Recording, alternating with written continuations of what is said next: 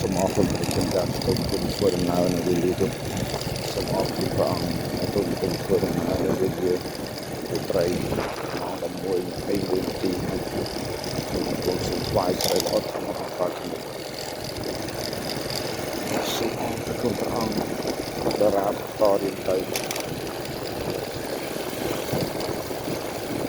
ព្រះជាសូវគ្រីស្ទជាព្រះអង្គចាស់ព្រះអង្គចាស់ព្រះហើយដីហាឡេលូយ៉ាព្រះជាសូវគ្រីស្ទជាព្រះអង្គចាស់ព្រះអង្គចាស់